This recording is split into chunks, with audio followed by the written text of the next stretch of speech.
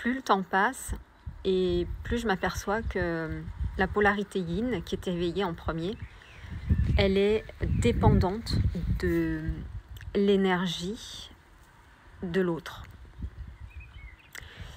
C'est-à-dire qu'on n'est pas dépendant forcément de l'autre comme le serait le yang, mais il y a une dépendance énergétique. On va aller sonder l'énergie, on va aller vouloir s'accrocher à l'énergie de sa flamme jumelle. Et donc on va étendre son énergie, son aura pour aller fouiller l'énergie, pour aller le trouver. Et c'était intéressant de le voir parce que hier j'ai fait une consultation.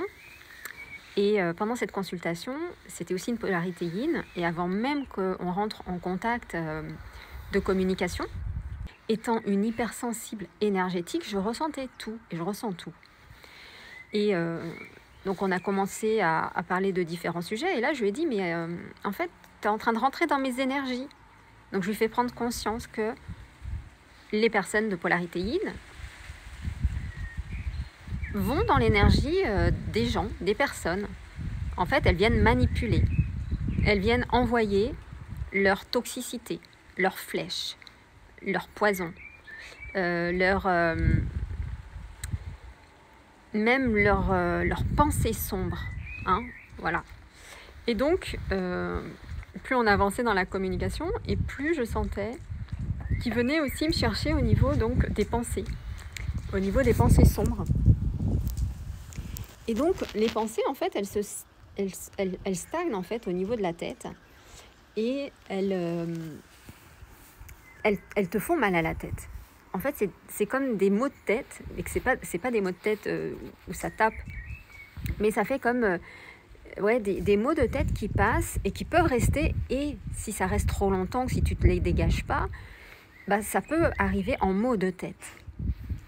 Donc, en fait, c'est toutes ces pensées-là qui m'envoyaient aussi et que je réceptionnais à travers bien, la partie de la vision et du chakra couronne. Donc là, c'est pareil, je l'ai ramené en fait à revenir dans son corps, dans ses énergies, de ramener vers lui. Donc déjà, il a pris conscience que son énergie se diffusait chez son hôte, chez sa flamme jumelle, et qui lui envoyait des pensées toxiques, des flèches, voilà, tout ce qui était un peu sombre. Donc forcément, ça donne pas envie. Le yang, il fuit, quoi. Il veut pas, et puis c'est repoussant.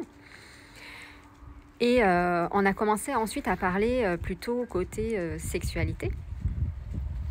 Et là, juste de partager cela, donc lui dans sa tête, au niveau des pensées, il pensait déjà à ses relations, donc à ce qu'il ressentait à travers sa flamme jumelle. Mais ce qu'il y a, c'est qu'en faisant ça énergétiquement, il me faisait ressentir également ce qu'il voulait ressentir avec sa flamme jumelle dans la sexualité. Et là, je lui dis, attention, tes énergies, elles sont sur moi, donc je ressens ton organe génital.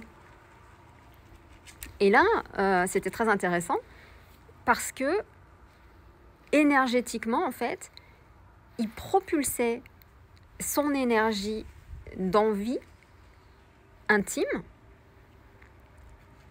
auprès de sa flamme jumelle. Il le transmettait en fait à l'ensemble des femmes avec qui il rentrait en relation. Donc là, c'est pareil, c'est de prendre conscience qu'énergétiquement, vous pouvez aussi avoir ces énergies. Après, faut aller regarder dans la partie énergétique s'il n'y a pas des incubes, d'accord? C'est plutôt des démons qui viennent justement avoir ces rapports avec vous dans l'énergie. Et ça va être à enlever. Je sais qu'au tout début du parcours, j'avais fait une vidéo sur ma chaîne YouTube où énergétiquement, j'avais l'impression d'avoir une relation alors qu'il n'y avait personne qui était à côté de moi. C'était dans l'énergie. Donc là, en fait, j'ai compris que c'était ces entités-là, donc qu'on appelle les incubes pour les hommes et les succubes pour les femmes. Donc c'est important aussi d'aller se faire des soins énergétiques pour aller enlever ces entités auprès des personnes qui savent faire. Vraiment là, d'avoir parlé avec cette personne, donc des ressentis énergétiques, bah, ça m'a fait prendre conscience que, ouais, en fait, on est dépendant énergétiquement et on veut ressentir, on veut s'accrocher à l'énergie de sa flamme jumelle pour l'accrocher en fait.